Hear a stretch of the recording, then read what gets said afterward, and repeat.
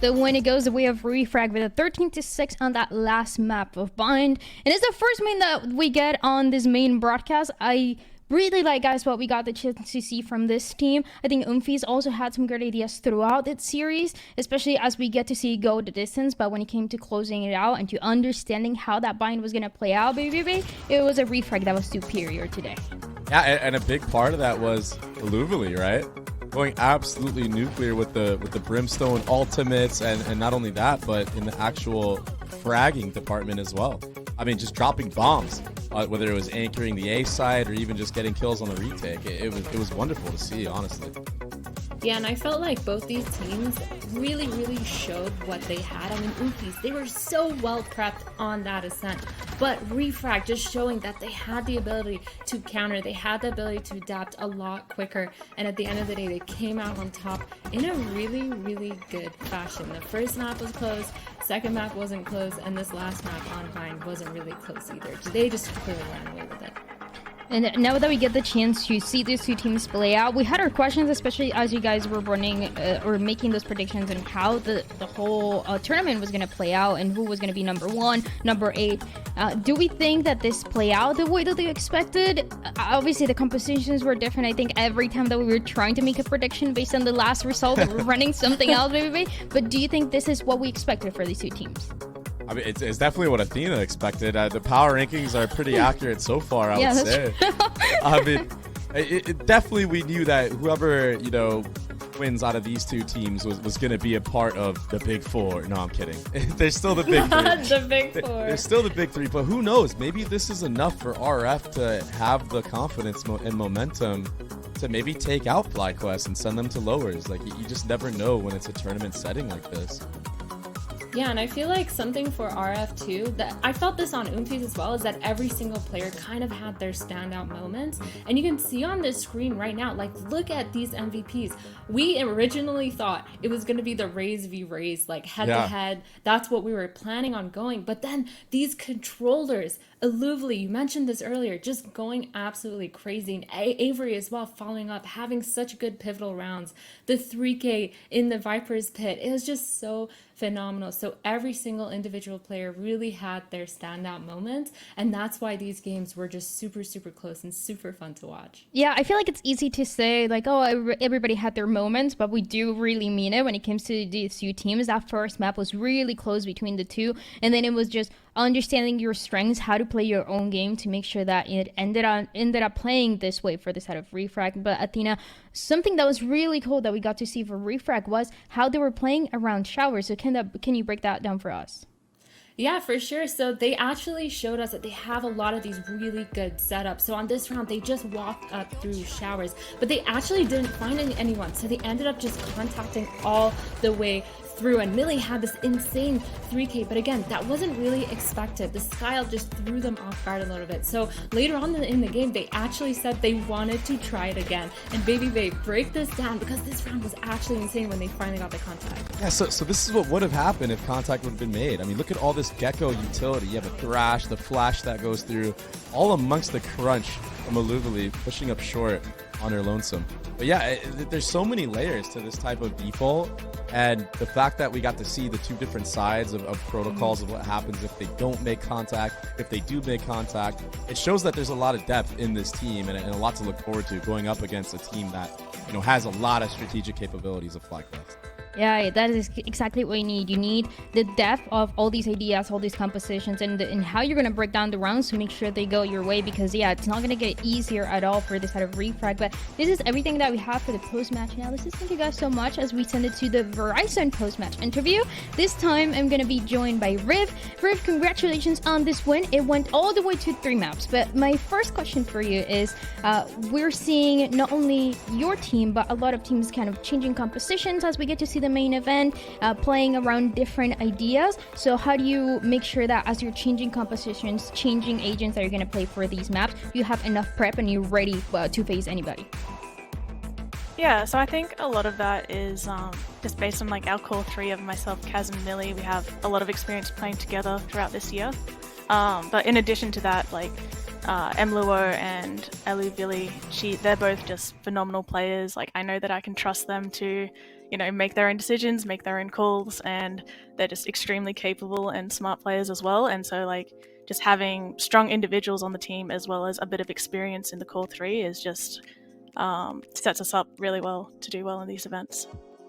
Yeah, I think that's a good way to put it. Just very strong individuals that, it's on yourself, but the rest of the team, that is the way that you were solving a lot of the problems. So I want to know, because we've seen you now for a little bit in Game Changers, how do you feel about coming into this main event? Do you feel more confident than ever? Are you taking it one step at a time? What are the goals that you have to make sure that you take it as far as you can and maybe make it to that international in Berlin?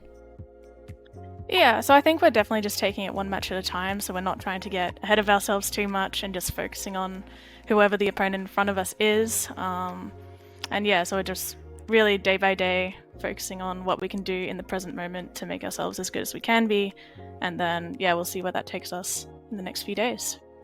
Yeah, and speaking of that, of taking it one step at a time, that next match, that next step is going to be FlyQuest, which is one of the strongest teams that we have in Game Changers. So how do you feel about going against them? What is how much do you know the other players? How much do you know that team to give your best for when that match comes? Yeah, I always really look forward to the FlyQuest matches. I've played them a few times here now, but they've kind of gatekept me for a little while. I think we maybe beat them in one OQ a little while back, but that's not recent. Got to look at the recent events. So yeah, I always look forward to it. It's always like a really strong team to play against, and yeah, it should be fun. Yeah, they're a strong team. You guys are a strong team, so I'm excited to see you guys continue to evolve and maybe make it past a FlyQuest. We're gonna find out if that's how it's gonna play out. Riv, thank you so much for the interview. Thank you for joining me. And this is everything that we have for this match, but we have a second match going through. It's gonna be YFP going against MESO's Millionaire. So don't go anywhere. We'll be right back.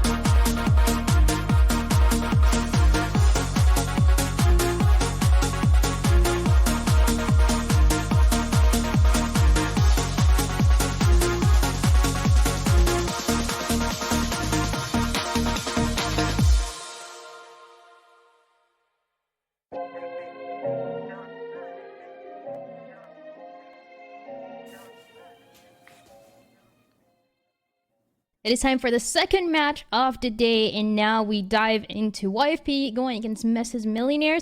These are two teams that we've heard of for the past game changers, names as well that we recognize, Athena. But when it comes to who's gonna stand on top, do you have any predictions for how this match is gonna go? I mean, you've heard us all day talking about the big three. Yeah. And one of these big three is YFPX. They have had such good performances. They're probably one of the only teams who have beaten Shopify Rebellion somewhat recently. Granted, they did do it when Floor wasn't playing, so they did have a sub, but still, that is still a feat in itself. So for me, I'm predicting YFP is going to win this one out. Yeah, Are you feeling the same? Yeah, I'm in agreement there for sure, and especially because YFP is on an 11-game win streak right now, and multiple members on this roster play a bunch of different characters. It's kind of hard to honestly not root for them in this type of series. And it also, they already pretty much know what is in the future, right? Because Shopify, they're it seems like about to close that second map against City Tactics. So whoever wins the match right now is going to face Shopify, which is not something that is easy. That is going to be an easy thing to do. You mentioned a little bit of YP, Athena, and what they've been able to do in the past. But I think it goes both ways. Both of these teams have been making improvements, have been trying to take it as far as they can, and this is the time to do so. And I want to dive first into MESO's Millionaires because it's a name that we heard a little bit. It's a name that rings a bell for sure for when it comes to game changers when you look at these players too. But what do you think are your expectations, especially seeing what the evolution for this team has been like this year? Yeah, so one thing to know is that every single one of these players, almost every single one of these players, has played on some form of team, some form of well-established team that's had regular practices. And so I think they bring that into their current team as well. Regardless of whether they're considered a pug team because they have had recent roster changes or not, they've still managed to keep up the practices. And Animal, I believe, is their most recent addition to this roster. And they have performed really, really well. They played a Haven game recently in the NRG Neon Dream Invitational, and overall, I think their performance has been pretty solid. The only thing that they kind of slowed down on or lacked on was just the ability to, as a team, kind of regroup and make those split-second decisions a lot quicker. But it has been a lot of time since then. So going into this, I expect to see a lot more well-rounded and polished team from MESO's. Yeah, especially because they're coming as the underdogs for this match. There's a world where I want to see them winning this because I want to see what you guys are going to do when the big three is not maybe the big three anymore. That's what I want to see, baby. I mean, listen, it's a tournament, and in a tournament setting, I've been saying it all day long, anything is truly possible. All it takes is that one little spark of magic to get you going. We saw it happen with EDG. I hate to sound like a broken record, but it's like so unbelievable that this happened. Like anybody can really take this into their own hands and just run away with it. It just depends on how you show up on the day, and if you get enough momentum going into it, you might even be able to like bring it on for a whole week and win the tournament. So I wouldn't be surprised if there was an upset, but I don't think YFP is gonna go down like some punks like that. I feel like, especially because YFP played against MESOS already in the NRG Neon Dream, and it was kind of dominant, very one-sided. Keep in mind it was just a BO1, but I think history is going to repeat itself. I mean, they are the favorites for a reason. So let's talk a little bit about this YFP team because throughout the year they've had some really good results. Sure, they haven't made it to those grand finals between Shopify and FlyQuest as they've been, happening every single time, but they've made it pretty far, and you look at the players and you understand why they've been so good, Athena. Yeah, I mean, you have Scary Shark, who was on that run that EG had last year through Champions for Game Changers Champions, and they put up such a phenomenal fight. They're such a good duelist, but they're actually switched their role into more of an initiator flash role, setting up the rest of their team. So having that experience as a duelist and kind of bringing it in and being able to understand how to fully set your team up is something that Scary Shark really does such a good job of doing. And overall, across the board, all of these players, again, have been competing for quite a while now, at least in Game Changers. And I feel like for this team, for me, their definite pros are gonna be the fact that they're mechanically insane. That is the one thing that I think they have a little bit over Mesos is just that mechanically they're just so good, and they've been super well polished this whole time that we've seen them, and that's why they managed to still get that map off of Shopify. Yeah, and not only win a map off of Shopify, but actually beat FlyQuest Red. And yeah, okay, it wasn't in Game Changers, but still, recently YFPX was able to take out FlyQuest Red in a BO3. I mean, that's not easy. And obviously, you know, maybe FlyQuest was saving some stuff. Like, you don't really actually know the full detail of it.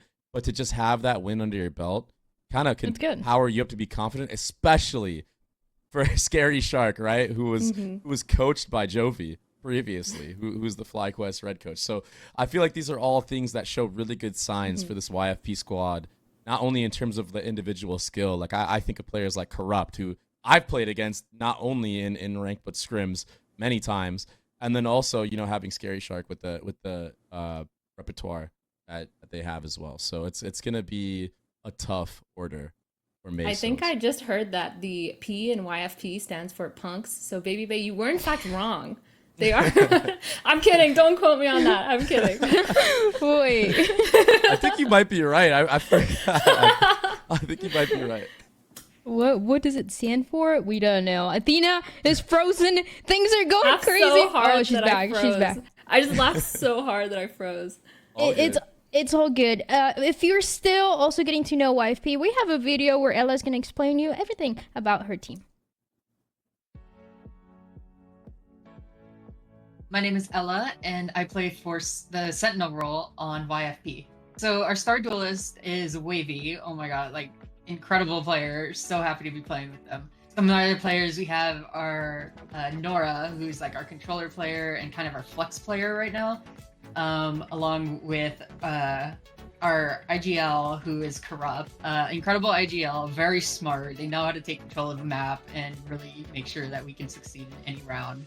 And then lastly, we have Melia, who is also kind of a controller flex player, but incredible player. She's probably the most mechanical skilled, and it's a joy to watch. Before, we were known as Solstice.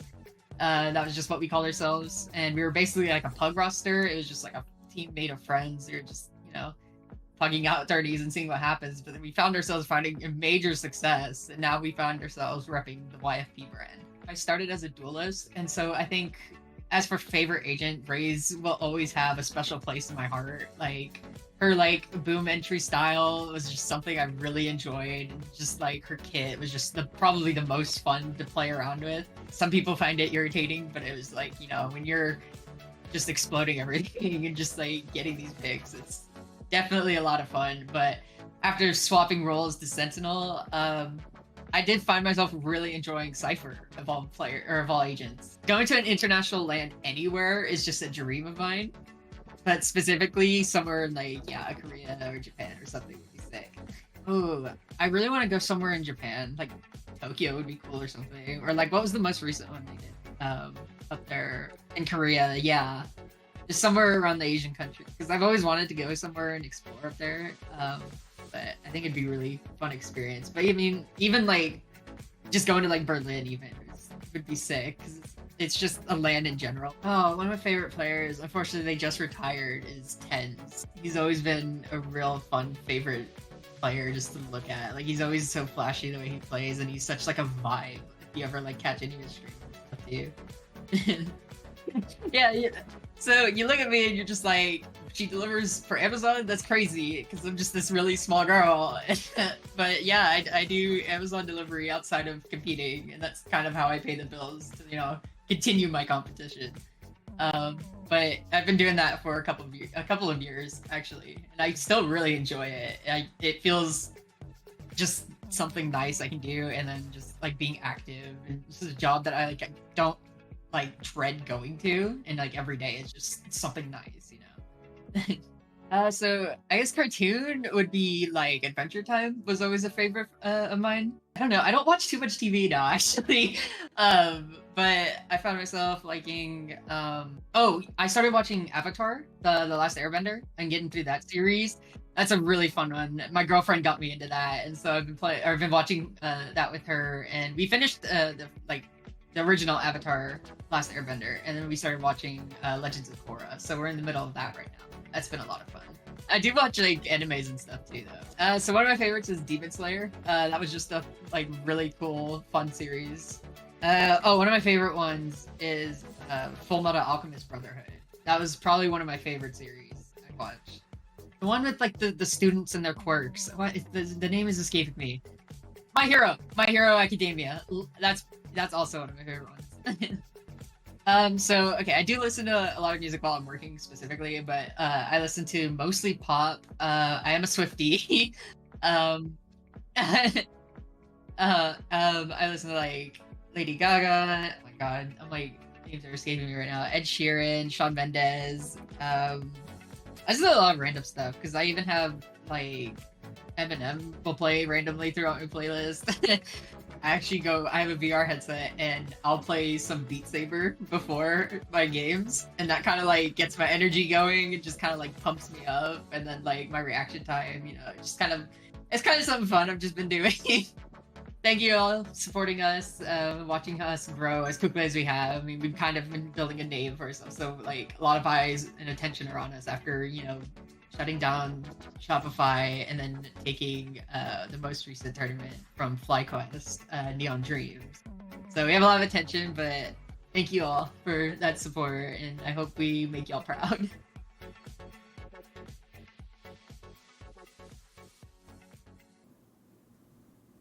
It's super sweet to hear from Ella and all the background. Also, she was talking about anime, and I was like, I know Baby Bay has something to say about that. And of course he did. Of course he did. I got All Might from My Hero. That's what she was talking about. Yeah, he was like, wait, I have a plushie, I'm gonna bring it up, and then he started saying that smelled good. Anyways, you guys don't know what goes on in the green room, but let's jump into the map select. Let's find out where we're gonna be headed for the series between MESO's Millionaires and YFP, and it's gonna be this very interesting to start us off, then Haven and then Sunset. Baby Babe, what do you make of this? I like the maps. I like it's something new. Teams kind of get scared and they don't want to play newer maps or 3-site maps. But I'm happy. It's going to be a good mix of pace, especially after the more standard-ish style of maps that we saw in the last series. So I think it's going to be very exciting. Yeah, and I feel like Abyss is one of those maps that's super crazy, super hit or miss. It kind of reminds me of like old school Fracture, where everything just happens so fast. But in this scenario, it's actually interesting that MESO's picked it because they've only played this once in the recent times. We've seen YFP play this 3 times and they've had 100% success rate. So it's really, really interesting.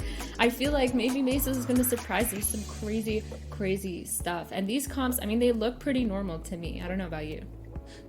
Yeah, I mean, in terms of the only thing that's really wonky here is YFP's comp, but they've played it, like you stated already, and won 3 times on it already. And I'm actually a big fan, huge fan of the Omen Viper. We've seen VCT teams, specifically, I believe it was Leviathan, incorporate comps like this. And Harbor, I mean, yeah, exactly. And if you're supporting, Marceline with this type of utility, you can kind of turn it into an OSPOS of your own, like a mini version on your squad. And in terms of MESO's, why I'm kind of scared for them is that they didn't run a standard comp on this map yet, and it could be kind of obvious of what you're going to be doing running just a fundamentally sound comp.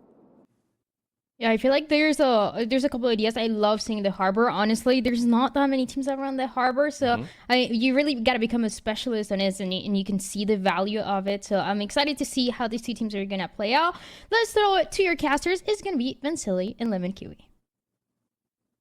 Thank you so much, team. Yes, our second match, GC main event. So stoked to be here, and we got a bunch of fun compositions, a bunch of fun players joining us as we kick things off on Abyss of all places. Yeah, this is definitely going to be a very fun game to witness here. A fun series. A little bit of a rematch here, Lemon Kiwi, where these two face off against each other in the GC2, where it was a YFPX win, and also in recency bias, they played a BO1 during the Neon Energy Invitational, where it was also a YFP win on Haven. So if you're looking at this best of 3, there is going to be a repeat in terms of the match on Haven, a potential match on Sunset. But focusing here on Abyss, it's going to be quite fun because of the compositions that are coming out from both of these teams, where, as BB has mentioned, bringing out a Harbor, there's not too many teams that have done this in the past, but there's been some shining moments, such as Leviathan running this comp. All about controlling those sightlines, yeah, with the Harbor and Honeybee in this lineup. MESO's the desk talked about how much they've improved and how Habibti was usually going to be the duelist, she's a race specialist. She's shared the duelist role with other players who have made their way into the roster to pick up the Jet role, but now Bunny B with the Jet superstar. Now cascading in as YFPX now on pistol. A lot of pressure now on the back of Slandy, who at least connects on one, buying time, and these solo swings are not helping out YFP. Spike down A. It's looking so good so far with the spike down as well. A great job from MESO's Millionaires on the defensive side. Last player standing. Oh, a 1v1? Okay, with how that started. This is possible, but not enough health to work with. So MESO's defense holding up. And you just talk about the impact that Slandy had, holding it down on the site, getting two. And YFP really pushes a team. They took angles one by one. They swung, and one by one they fell. That's exactly what you need from your anchor players, right? And it's being held by Slandy over on that A side and your Cypher over on the B side. Just that harbor wall, you saw it at the beginning that YFP did in the middle. That one single harbor wall kept all three players, the remaining three players, focused on waiting what's behind that wall, wasting utility quite early as well for MESO's Millionaires. So you need those anchored players to really start popping off. And sometimes it's just a game of aiming better. And Slandy started things off quite well, so they win this pistol round. They have great money for the second round, still focusing on a lot of bodies here towards middle, where you do have this lower buy for YFP. You know they're going to be staying as a group, so you're still trying to find this early information. And with this aggressive position now from Bunny B, also at the forefront at middle, they're sitting quite comfortably here to be a little bit more reactionary on the first contact that they'll get here, closing in on the last minute of the round. Yeah, it's pretty rare to push through that mid lane, so I like that kind of Malia was waiting, seeing after that knife that was thrown from Habibti. Was that going to be a move MESO were going to do? But Slandy seeing smokes, just going to reestablish those now with the harbor wall up. Slandy standing and delivering, not even wanting to maybe play on the exit of the site, but she's ready to go for it. She's had the first blood even in the last round. She had the option to play safe, to play out, and play for retakes with the rest, but that's just how confident MESO's Millionaires are. YP waited a little bit too long and almost an element of surprise there. Corrupt almost got that pick onto Animal, but again, this is just a classic save that you have for YFP, but waiting a little bit too long for YFP to actually hit towards that B site. That refresh of the knife was good there for Habibti to catch all five and stop that push. This might even stop the plan. Oh, no way. Marceline just turned so fast. Oh, pop flash. Did manage to enable Starlight and Bunny Bee to get the last couple of kills going. YFP did not be able to do too much there, but with the upgraded weapons on the defense, I don't really blame them. Yeah, and you see the stall that continues here, so great reads coming out from the Omen at the same time as well, making sure that the smoke comes through, the paranoia from the delay from Slandy, so that everybody can rotate across and support wherever they need. So now this is a gun round coming in for YFP, but also you're seeing potentially more aggression coming out from MESO's Millionaires because of the Outlaw that they invested early, because of this bonus round that should give them a much lower buy that they have against the buy of YFP. And you see them focus with this paranoia setup potentially here to just try to get the Outlaw in a great space to get the first contact. Slandy starting off with game 4-1, and Bunny Bee adding to that total. All the first blood so far going MESO's Millionaires' way. Slandy joined GC3 for that open qual 1, and MESO's Millionaires, every time they make a roster change, they just look better and better. Now being able to incorporate Bunny Bee, this is a great start. Now this first blood has really slowed things down for YFP, but look at where Marceline is. She's about to make contact, and no, okay, almost fumbled. It would have been close, but at least good job here for YFP to find that weakness. The lowest buy and the lowest setup that you have, and the lowest weaponry was Animal pinned here towards this B side. Nothing they could really do, but at least they have a stronghold to push here. A 3-player push back on a retake towards the spawn on the defensive side, and a late lurk from Bunny Bee. YFP playing forward.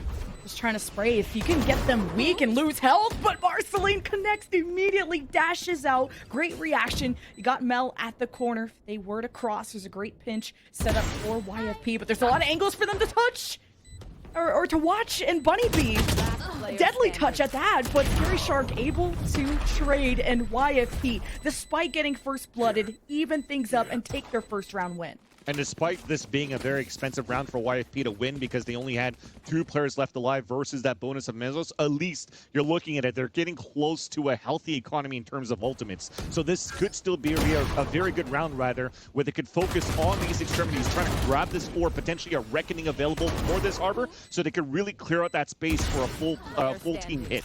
If not, though, the position is still really good from both of these teams in the post plant. I'm looking that this is going to be a very, very close, interesting game in terms of a matchup between these two teams, because again, this is a revenge that Mesos wants against YFP. Third time potentially a charm. Marceline, she's so quick and she's so mechanical. She could be the duelist that helps YFP get back into this, but Elaborate kind of hesitates on that shot. It's 4-4. As YFP has still left the spike behind. Marceline also lurking over at the B site. Mesos are not going to falter. Big opening from Marceline with a peek from Habibti mid. It's definitely a lot of overextension happening on all extremities, just to trying to see where they could find that early information as soon as the orb got picked up, if it was going to be a fake hit towards an A site, if it was going to be a rotate back towards B. But in the process, they thinned out the defensive line, and you could already see them pulling back as they realize here that they gambled to stack towards the B site because they lost a player, or they got the kill earlier on over on that side. It's going to be a tough retake in the end. You could already see Slanty not really giving a chance to rotate, and finally she does so. It might be too little too late. Especially when you need that paranoia from Slanty. Yeah. Potential retake. Starlight and Animal going to do what they can, which is the vanilla shots. And I mean, Starlight makes great contact, and kind of a struggle for Marceline. Wait, this is possible. Reckoning is brought out from Scary Shark. They wanted to conserve that for other rounds, but the pressure is on. Wait, what was that? Oh. Not counting bullets here, but at least Million survived. It's 2v2, gets another pick, and maybe finally erases the troubles of how hard that could have been. It could have been around there for Mesos Millionaires, but TP's away on time. A 1v1, no time left. The round still comes in for YFB, and yeah, it definitely got a little bit hectic there towards that Hammond side, Lemon Kiwi. Everyone killed after that spike too, so everyone gets reset, but namely YFP were in a comfortable position on the post plant. Yep. And they were forced to use that Reckoning, which you can always build up towards it. And at least the retake from Mesos, they got to build up towards some ult orbs too. So despite the loss, they made they did a lot of damage to YP is what I'm trying to say. No, definitely. And the Reckoning was actually a good idea to use as well, because it does give information on where that retake was coming from. So, and we talked about the healthy econ for the rest of the cycles of the ultimates. You see the knives coming out right now for Marceline to make sure that you could keep a healthy buy in the next, because she was looking like she was going to try to go for an operator in the beginning as they're getting pushed down towards the B side, but quickly evades, and it might be the quick rotate for YFP to hit towards the A site. Marceline has to take charge from the shadows being used from Slandy. She's going to end up on the site. Defense currently smoked off. Knows the anchor, Slandy, now with some help. Habibti with a flash, doesn't even get a chance to pull it out. YFP are here to stay. Will advance towards the back of the site, but all corralled in that top hallway is Mesos Millionaires, waiting for the smoke to go down so they could actually get vision of the field. That will allow the plant to go down, but smoke out. You just saw the shock bolt from Starlight. YFP at least know one angle they gotta watch. Knives out. Here is the retake from Mesos. Opening from Bunny B. And Scary Shark tries to do what they can. Going through the smoke into mind games. Oh my god, the adjustment, the 180, the Red Bull clutch for Scary Shark. That was a crazy clutch coming out from Scary Shark, because it was looking very doable from the quick shots from Animal, who's been on fire so far this game with the Sheriff, and also with Bunny B coming in with the Blade Storm. I was going to commend how I love Bunny B coming into this roster as a duelist, because I've always been a fan of them playing arrays back in the day for the exit days on top of that, so they're quite comfortable in the duelist role. But also you can't forget Nora, aka Scary Shark, who's also been sublime throughout their whole career of Game Changers as sort of like just a latest addition, and it's always going to be a late addition to a team that's going to create waves and making sure that they could allow a team to get deep runs just because of their skill set alone. That was a cheaper buy for Mesos, so for them to have that close of a round does speak to how close this series really could be between these two teams, especially based on all the roster changes. Bunny B coming in. Now you got an op in the hands of Elaborate, who is going to try and look over at A, currently being smoked off, but YFP are okay to play this patient game and somehow elaborate. It was actually over at the B site, opening on Starlight.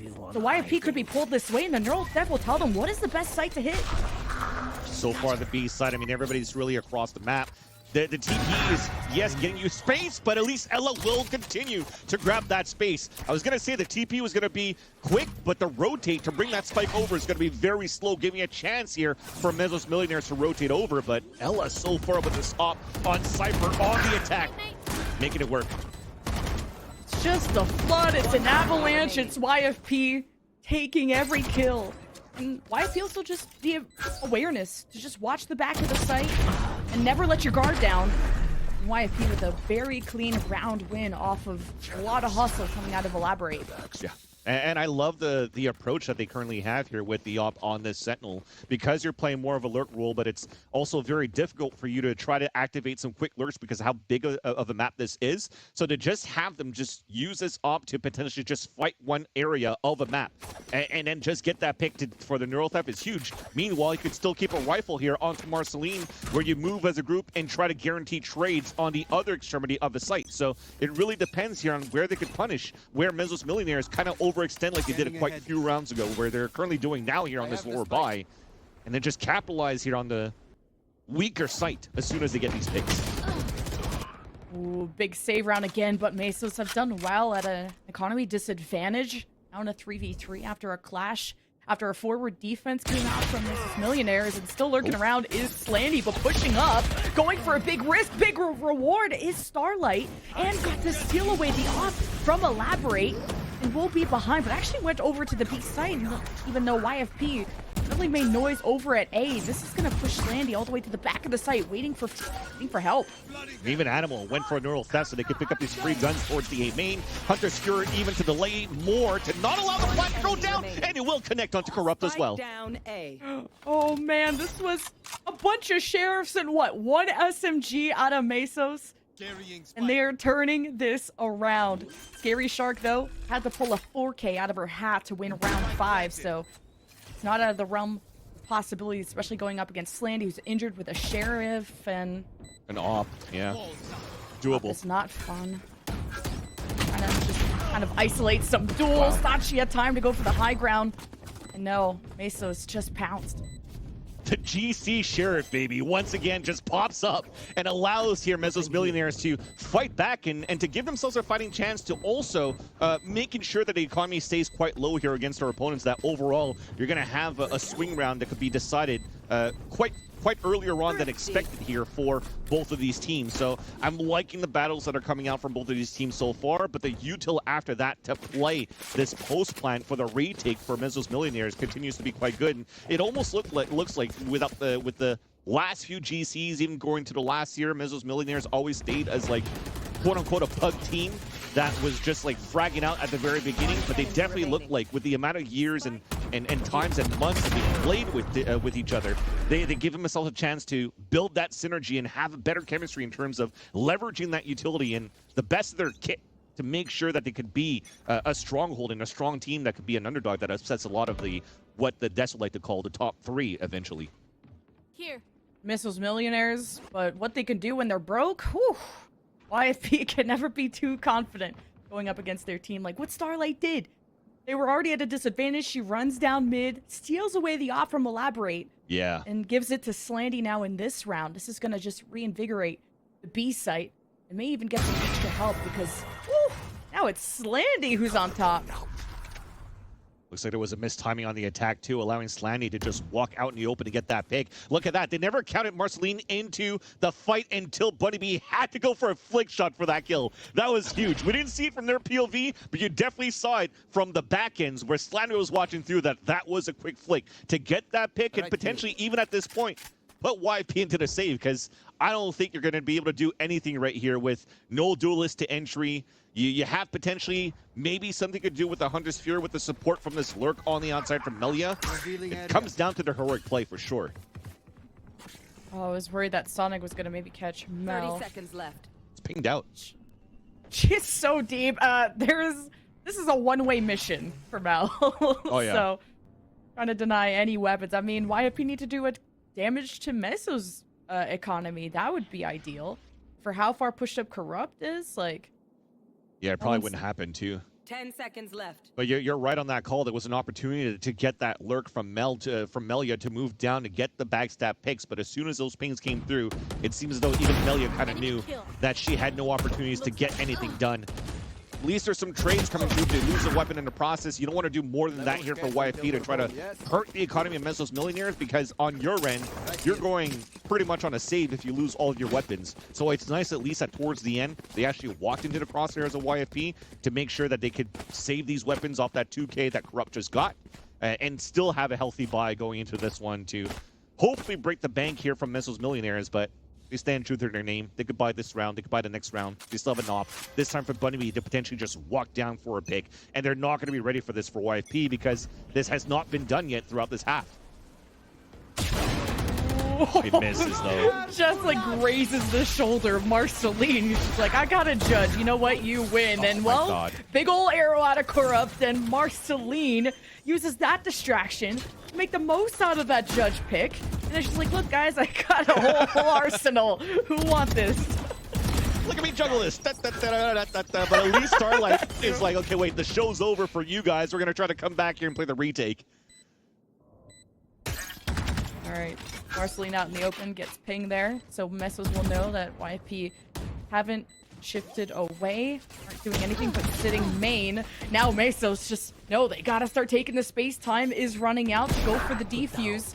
One enemy Holding it down though is Elaborate, and a 2 versus 1 against Habibti, and that is all she wrote. YFP gonna steal away this round after Mesos were picking a couple of rounds up ever since they lost that bonus round. And I love the choice of the plant as well for YFP. Sometimes you're trying to plant it at least on the ledge here of danger, so you can go for the jiggle spray and play that time into your favor. Or a lot of these teams that are currently planting at the default box haven't really utilized this one-way smoke that was being placed there on the attack side, which then forces Mesos to just tap and fight against peaks instead of being able to stick it halfway. So you're really winning by time on your side here for YFP on the post plan, and really fumbled the bag there for Mesos Millionaires, allowing even Ella to get that late lurk back towards middle. Going back into a pistol round play though, they're still up with this wall, breaking that wall in the middle to try to pull the rotates out. But you can definitely see here this round that they have another op for the defensive side. They don't want to focus on the middle. They want to try to fight towards these extremities, because this middle pressure really only came towards the late round or into a post plan. So they don't have to worry about that yet. Because of this forward map control out of Mesos, the owl drone from Corrupt got no vision on the A side. It had to just creep up towards A main, so Marceline's kind of going in blind. She has the mobility to go and wrap around. They're not going to expect this with the smoke. She doesn't have to worry about the high ground. Isn't going to go towards the back. Wants to stick with the team so that they could support her on trades. YFP established. Corrupt pushing the high ground. Good trade out of Habibti. Mesos, though, already operating a woman down as Habibti throws out the flash to draw out any noise without necessarily committing. And YFP, every time someone from Mesos peeks, YFP already have them on lockdown. Yeah. And you already see once again the late lurk coming out from Elaborate, this time towards Z. With the late lurk from middle. So it's really hard right now for Mesos Millionaires to try to go for that flood retake like they want to, because YFP on top of that, not only did they move into the site, look at how forward they push every single time towards the A side. They want to fight towards security. They even try to walk at the chance for rotates to happen back from the spawn side into heaven. And despite these weapons being lost on the attack side, it doesn't really matter, because now you salvage the op back on your side. You've won so many rounds in a row so far. You've basically broken the economy of Mesos Millionaires. So you're okay with this, because you could start running away here with the rest of the half. Kind of funny seeing how an op has been bounced from both sides. Mesos stealing YFPs, and now YFPs stealing back an op, so... YFP, though, back in the driver's seat, but only by 2 rounds. They were starting to really build some economy, some momentum after that bonus round they won from Mesos. And Elaborate delivers a big blow to Mesos with the op. After that exchange, we're left with only a 3v3. YFP, they always like to kind of look around the A site, not a forward smoke from Slandy, so She'll have to anchor that with Starlight. Quite a good job, at least, there for the ones that are supposed to play the support and the aggression for Habibti and for Bunny B to capitalize on, breaking the flank watches from Elaborate, breaking entry utility from Corrupt. So this might still give a chance here for Animal, although just playing a little bit more passively towards middle. So use the cameras for the retake and then the team to just move in together with her as she makes sure that this time YFP cannot get the upper hand of pushing more aggressively after a pulse plant like they usually do. So when that happens, you can definitely see here, Recon Dart, Owl Drone, Paranoia, try to move in as a group, try to fight here on a retake. With Scary Shark here with full util, like you were comfortable. Once you got vision of the site, you could have the Cove, and that's exactly what they did.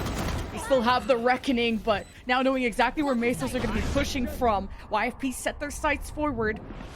Marceline can play inside of smokes, and maybe wasn't expecting Starlight to be directly on top. Marceline just tried to buy time, stayed hidden. Now, both attackers playing main of the Starlight with really not much time to defuse, and no hope now. 7-4 for YFP. Yeah, again, just great utility from YFC this time around. Both of these teams doing quite well, looking like they're all seasoned players, seasoned teams that have been playing game changers with each other here for the longest time.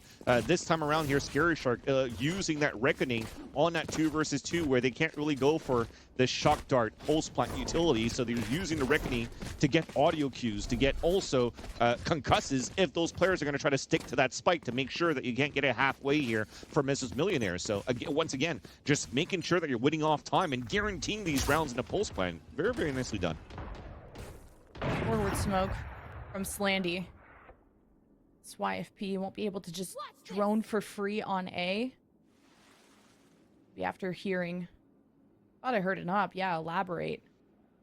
I think Mesos have to be careful, but that's exactly what they want you to think. They're going to be scared of this up, and look how they're all 3, well at least now 2, of Mesos defense creeping up towards mid.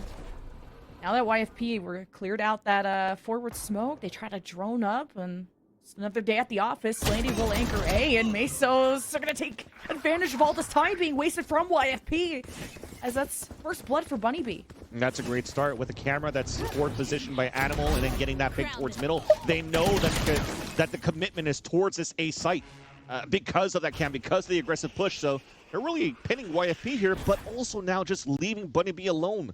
Might have an opportunity now for YFP to regain control of middle as they do right now with this pick.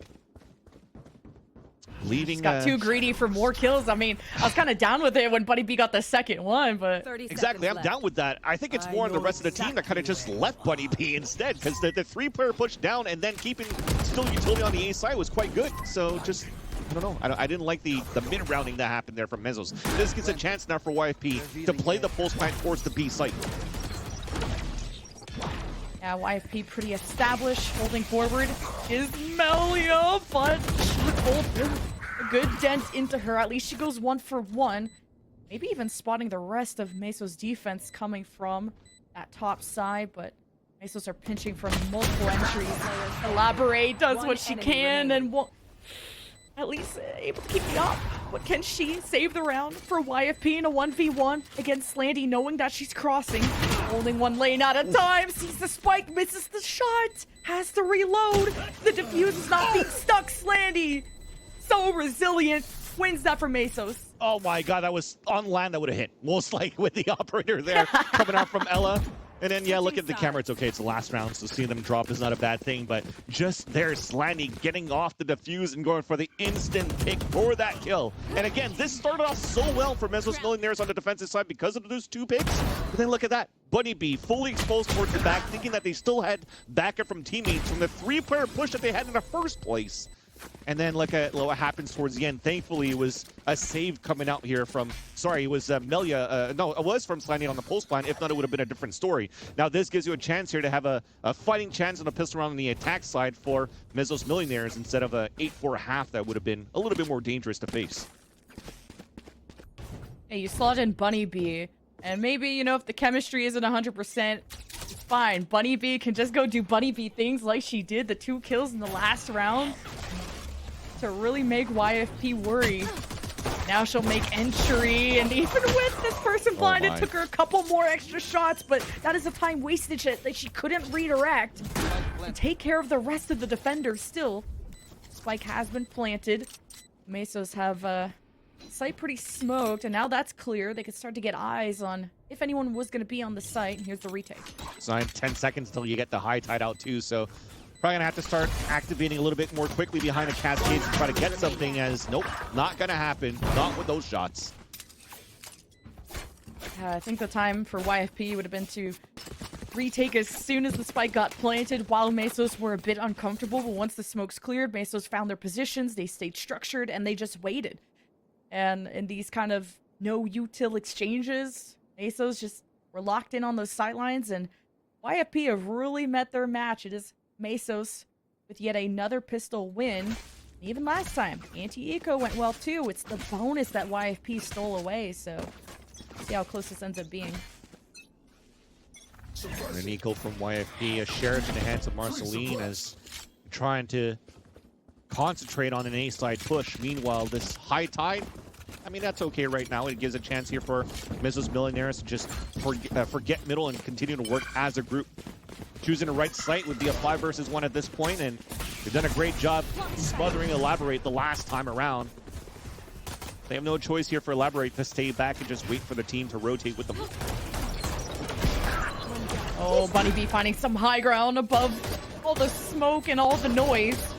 Love that she waited for those mobility cooldowns while she was on the site, and now maybe doesn't want to be the center of attention either when she saw YFP start to make their way in. It's up to Corrupt and Mel. Just pistols, and Corrupt has done usually a good job on that top side, but not doing enough to Starlight, who just has the better gun. Still brought down to half health, no time. Mel to do much except look for exit frags. Definitely going to be the case here. But trying to get a surprise kill on the outside of Heaven, where that should be watched by 2 players on bottom. It's going to be hard for you to get things done, especially with a long-range Spectre. Greetings.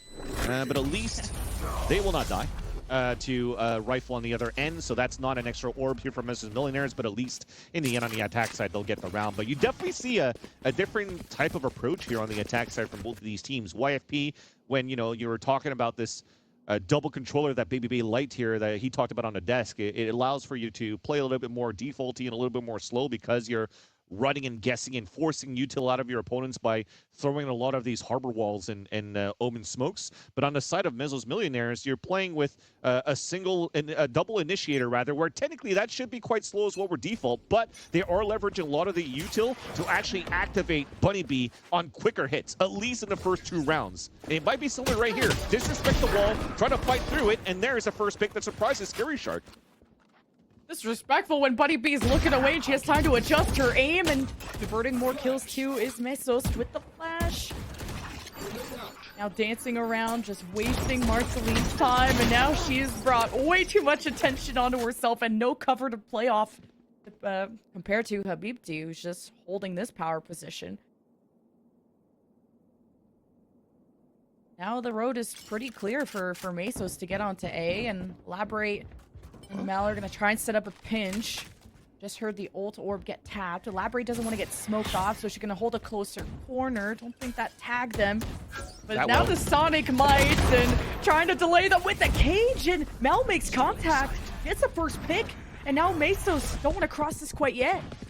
And that's what I mentioned. You're saying the path was kind of clear here to work towards the A site, but at least the last 2 players of YFP chose the right site to stack, and they had a perfect crossfire. So a great first 30 blood, seconds but you left. saw that Millie used that paranoia to try to rotate back and try to gamble towards B, which is quite surprising because you still have Elaborate's full setup towards the B site. So now Slanny is able to insert on the top of A Heaven. She's going to call it. It's clear. This is going to be an easy plant. This all comes down to now the lurk and the flank from Melia in the second hand, in the pulse plan, especially now that Elaborate died, because again, they weren't aware of Slanny's position of where Slanny inserted herself as she lurked into the A site on a rehit. Ooh. Great shot out of Mel. And you're saving. Take anything you can get in this round, because it was just Habibti that started off the round so beautifully for Mesos, holding that power position behind the potted plant and just playing with her food, essentially. Getting Mesos such a big advantage early on in the round. They'll actually get to win a bonus Yeah. to propel them into a lead. That's exactly it. Because you see that Melia, they're counting her losses because for the rest of the team, this is going to be an eco. And you want to try to decide to see who you want to give this rifle to. Is Melia going to keep it? Or are you going to try to give it to Marceline so you can try to work as a group and activate your duelists here to try to get something done? But they don't really have a great composition to pop, flash, and play aggressively with what they currently have here, rather, for YFP. It's the same type of game plan where now you're trying to waste out your opponent's utility on the attack side because of this double control utility that you're currently using. This now is the first time, at least, that they've realized that, you know, on the attack side, MESO's Millionaires are disrespecting the harbor wall, so you might add more bodies behind that. And they'll do so, at least in this eco round, right? So 4 players focus down towards that area. You'll throw that same wall, and I wouldn't be surprised if everybody's focused to look on the top of that staircase again where Bunny Bee peaked the last time around. And looks like they're going to potentially do it again. Look at big risk. Slandy, or I guess Mel now has the hero rifle, and she pushed up all the way to mid, but chose the wrong side of the harbor wall, but at least clears out. Okay, they're not towards B. Oh. But maybe catching her is Slandy. Omen v Omen, a little bit of a tango. And Slandy gets the last laugh, taking care of that flank that really could have turned this round in YFP's favor to get a rifle going, but MESO's cleared that problem.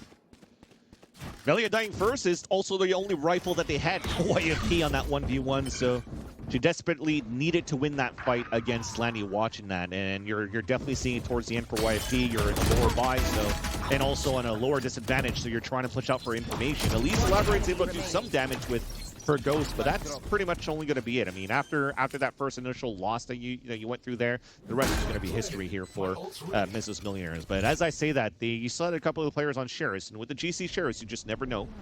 But at least it's confirmed now with this 9th round won here by MESO's Millionaires as Animal picks up the last kill.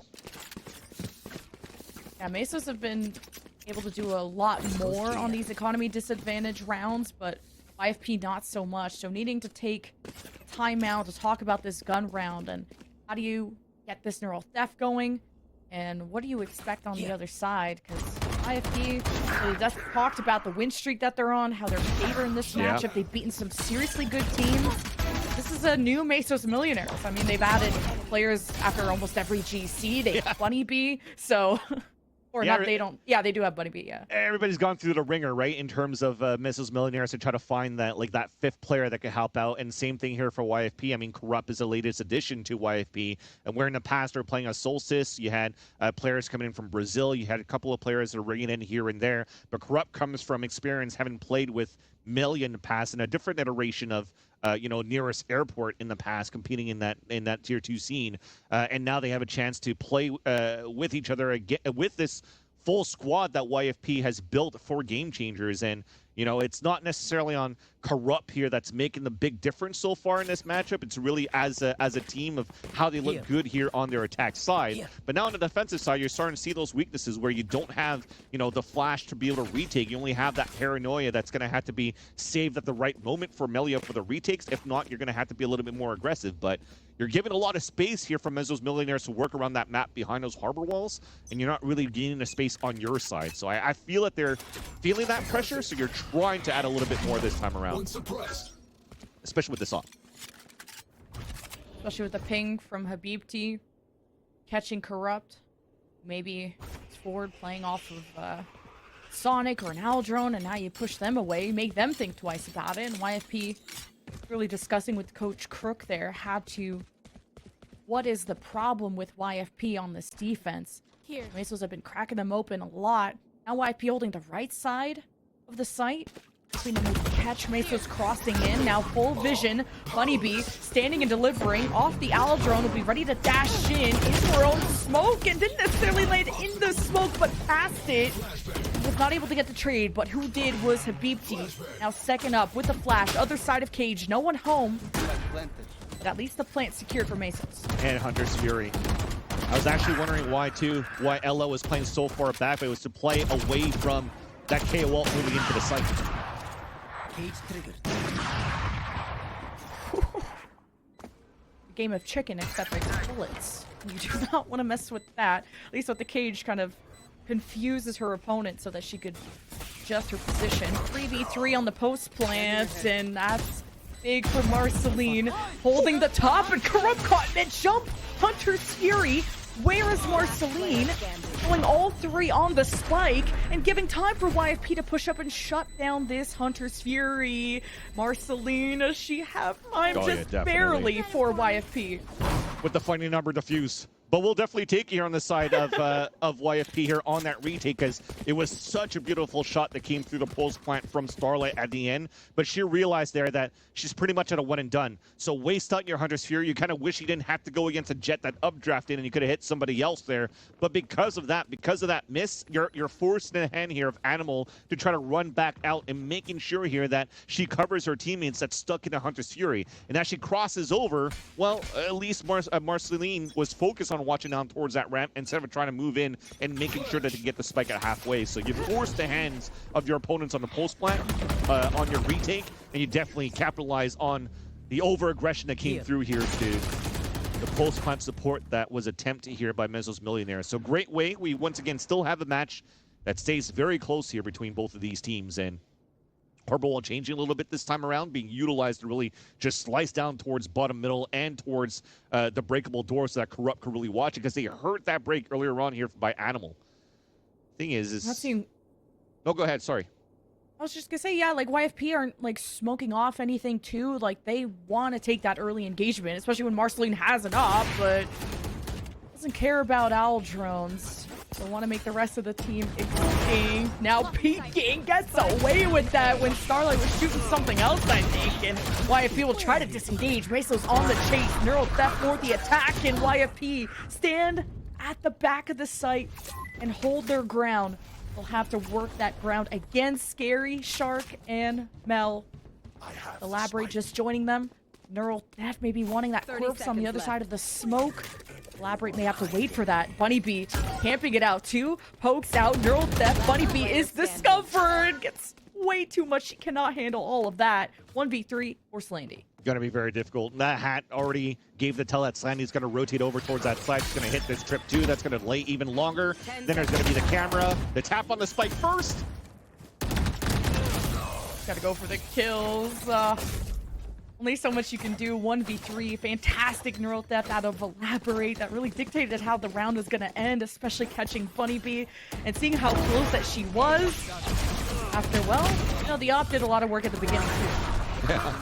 And that's the thing. The fact that on the attack side, you kind of just went and peeked as soon as a recon dart kind of hit the wall. Instead of making sure that it goes down and pings first, you're trying to maybe force the dash earlier on, but you definitely know you're not afraid here when you're a Jet to get pinged by a recon dart because you still have your dash activated. So you're more than happy to even let that ping you because you still have an opportunity to shoot first and dash away. So great job here from Marceline to stay calm in that moment and give that the early player advantage, sorry, for the side of YFP.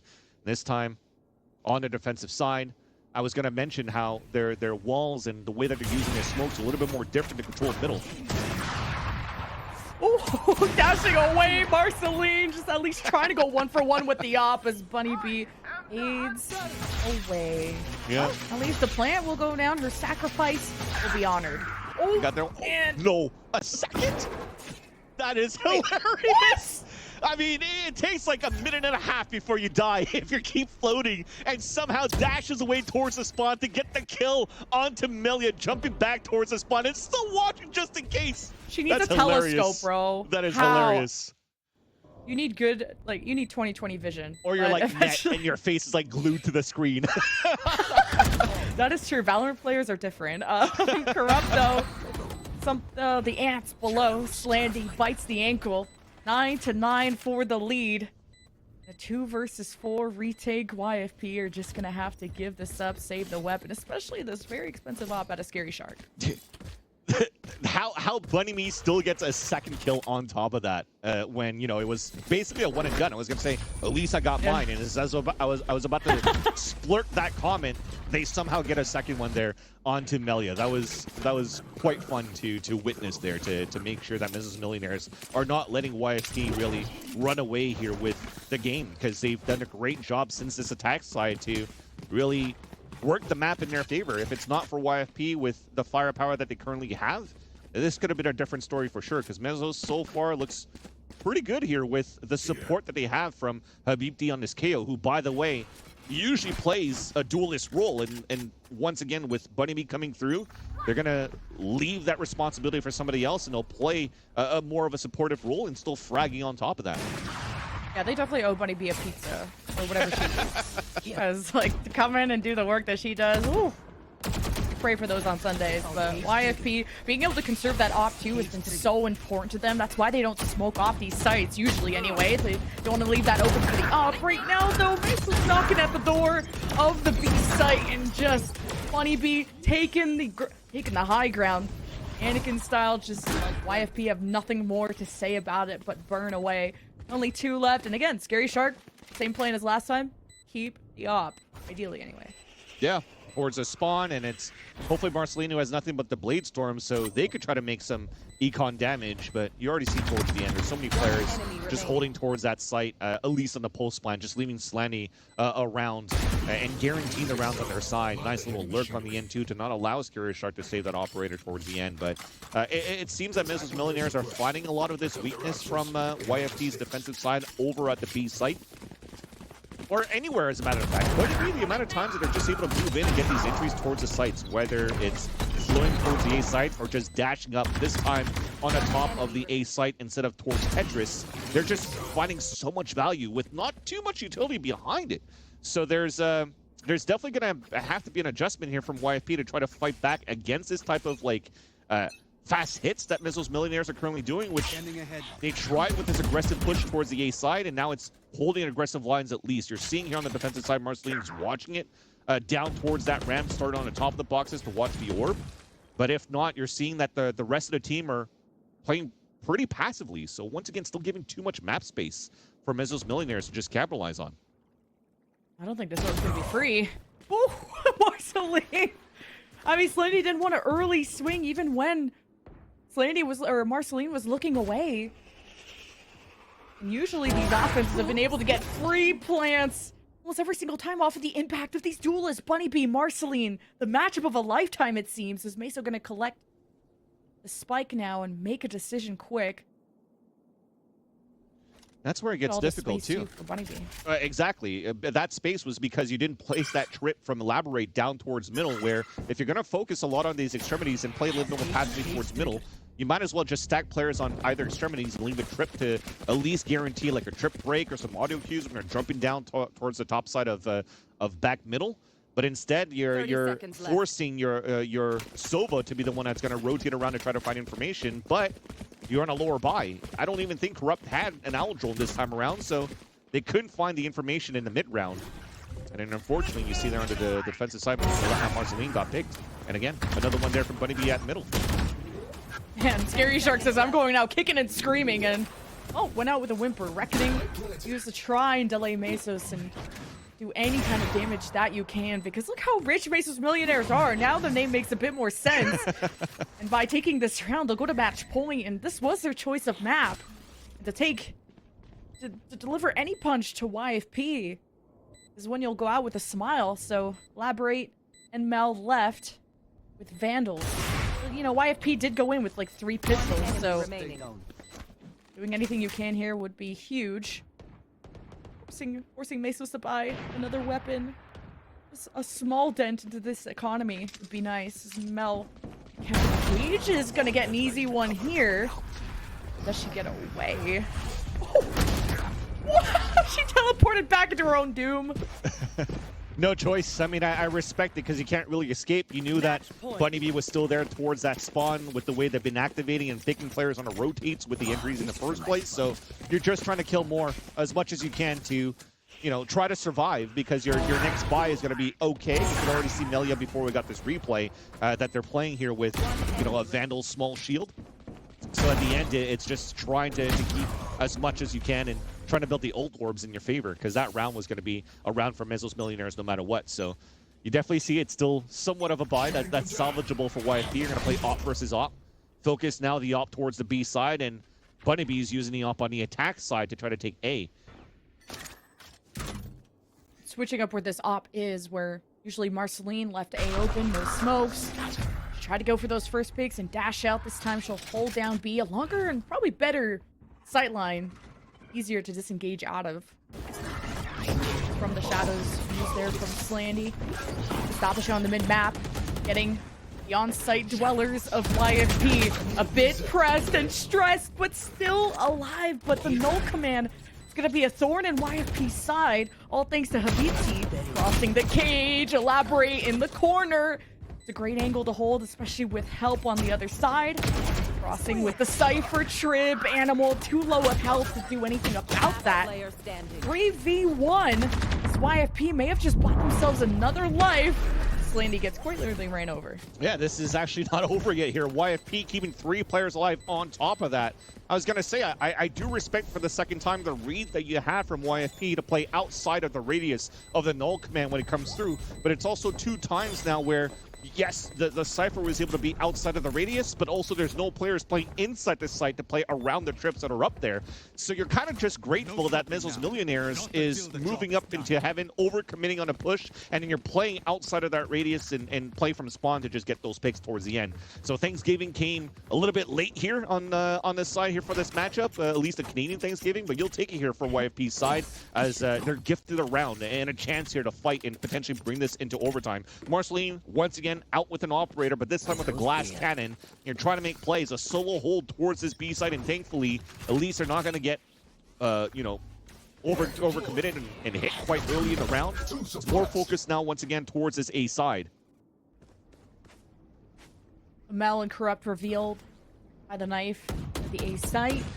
So you know you'll have to at least deal with Cypher trips, Cypher util, and of course the annoying harbor wall that Scary Shark does just to create mystery and tension in the mid lane. Now that's been taken care of. Right here. Some vision there for Animal with the camera, but no immediate move out of Mesos. Especially not knowing where this op is and where they want to insert Bunny Bee. And to go down mid, this is for the win for Mesos. So see if they could pull it off. Yeah, it's definitely, once again, another very passive play being utilized here, and you can't get too much information coming through. So really, you got weak sides now from Scary Shark.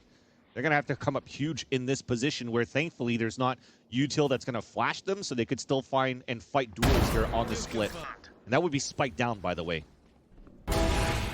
Yikes! Oh, Mesos are just walking into the line of fire. It's Scary Shark. 30 seconds left. Gets 2 before she falls. Mesos took a big risk going through mid, and they smoked off the left side and then crossing instead of smoking the right and just keeping the truck rolling. It's not impossible for Mesos to win. He spotted the dart coming from the high ground side. Corrupt dances away. Beepty still has a flash. If you even allow Corrupt to step forward.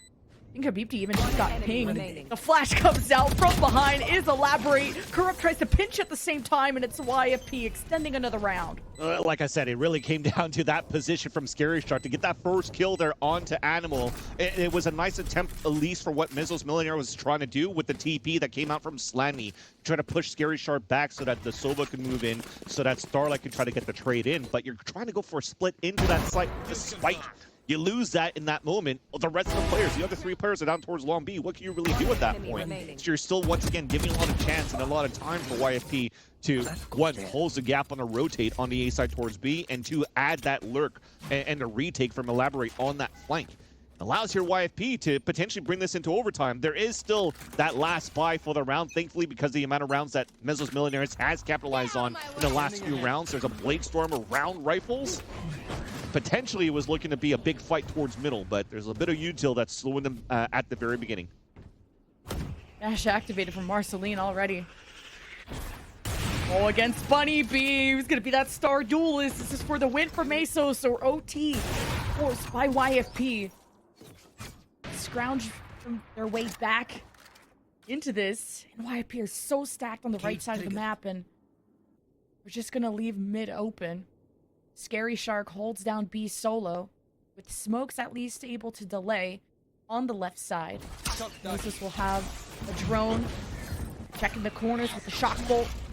Knives out, and a judge there from Bunny B. Immediately goes to the high ground and gets sauced up by Mel. Did not expect her to be that close. Usually they're deeper into the hallway, and Marceline gets an easy one. There's More trouble around the corner. She just stays too locked in on the sight line there. Spike down A. Meso's 2v2, both pings on the high ground. Habibti seeing if they're gonna drop 30 and seconds get left. sight lines. If they did, YFP getting pushed from behind by Animal. A lot of stress. Habibti wants to help. Flash at the front. Collects the spike. YFP a bit trapped with Hunter's Fury and from the shadows. Hunter's Fury to break them out. Mel takes care of Habibti. It's just up to Animal. They had a plan to pinch YFP. Now there's 10 seconds left and the shotgun prevails. We go to OT. Once again, the amount of times that MESO's Millionaires have been going for the aggressive push on the top of the Heavens rope, this time with Bunny B's dash. They've done that before, so they were ready for it this time here for YFP. A huge first blood. Marceline angry towards that site. But that could have been a different story until we saw this 2v2 that was brilliantly played by both of these teams, where the Hunter, the hat that came out from Animal gave you the opportunity to know where the fight was coming through. They exchanged perfect flashes from Melia to really split off that last attempt of a push from the last two players of MESO's Millionaires on that pulse plant. So again, this is a round or a game where both of these teams are finding value on their attack side, again with different approaches. But still a great brawl to witness this upper bracket round 1 between MESO's Millionaires and YFP. And Game Changers NA number 3 here as YFP in this round. The amount of times have been focused so much on the A side at the very beginning. The first OT, the first round of OT is going to be a hit towards B. They're not going to be ready for this here. Especially when the fake cascade was pushed at A and didn't pull any rotations. Mesos were more stacked mid, allowed them to flex between either site, just reinforce it that much quicker. Making their way in is Marceline, and 20 feet denied that sight line. YFP have already started to set up camp, but on the high ground, Starlight with 2 tries to even things up, make the job easier for Animal's retake, but a 1v3. So difficult. YFP didn't waste any time getting on this site, and Marceline gets another one. And that's YFP leading this OT. Exactly, and then when the Owl drone came out here on the attack side from Starlight and got that ping, like I said, they weren't ready for it. As you TP out, trying to get out from safety, that's an open B site. You have no idea where the dash is going to be coming through, how many more are dropping or jumping through from the danger side. And MESO's Millionaires really had so many bodies pushing in towards this B site that actually didn't even give a chance for YFP to set up to catch players off guard, which makes the rotate even more difficult for YFP because of these picks. They're like, okay, well, we feel we have to force the hand instead of trying to play like a retake here as a team. And the YFP are looking pretty good here. Attack side that worked in their favor, but they were weaker on the defensive side. This time walls are not being used towards middle. They feel like the way that they've been playing, giving up the mid side, has been working for them because of how MESO's Millionaires have been activating on these hits on the upper sides of the A site. So they could go into the same type of setup. You're seeing the exact same rotate. Corrupt's already moving back in, ready to Owl drone potentially here, and Indeed is not going to see anything there. So they know it's going to be an extremity hit where they still have an op and players to work with on either extremities. The Animal's already been detected. I mean, the paranoia was just thrown their way, and Meso's gotta do the most from this. And Marceline, she's so stoic, three on the side with the op and the knives just to cut through the enemies like butter. YFP with a 7-5 lead in the half. Got such a deficit against them when they went into the second half and then forced OT. And all thanks to Marceline. He can smile. 1v4, now nothing. YFP win Abyss, which was MESO's pick. That was sick there, and that's a great way to start here. The North American Game Changers 3 for these two teams. I mean, so far it wasn't a fake comeback. A great fight that came through. You talked about here, Lemon Kiwi. This potentially was like, oh great, MESO's Millionaires winning their map pick. This is going to be a great series and a great banger coming through. But now you're going to play on Haven, where YFP had a great match against MESO's Millionaires on that second map. I don't know how this is going to pan out, but this could potentially be a 2-0 towards the end. Yeah, I mean, MESOs were up, what, 9-7? Like, they had such a momentum swing when MESOs went on attack. I was starting to really worry, but, ooh, we got a series on our hands, folks. We hope you'll stick around. We got to throw to a quick break. And when we get back, we'll have another wrap. Guess what? See you then.